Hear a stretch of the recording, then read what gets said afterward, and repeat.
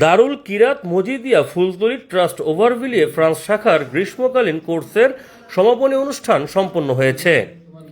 17 August প্যারিসের পার্শ্ববর্তী শহর ওভারভিলিয়ের মসজিদ আল আনসারে আঞ্জুমানে আল ইসলাহ ফ্রান্সের সভাপতি মাওলানা মাসুক আহমেদের সভাপতিত্বে ও সাধারণ সম্পাদক কাজী আব্দুল মুহিতের সঞ্চালনায় আয়োজিত অনুষ্ঠানে প্রধান অতিথি হিসাবে উপস্থিত ছিলেন আল্লামা সাহেব কিবলাহ ফুলতলি রহমতুল্লাহের নাতি মাওলানা মারজান আহমেদ চৌধুরী ফুলতলি,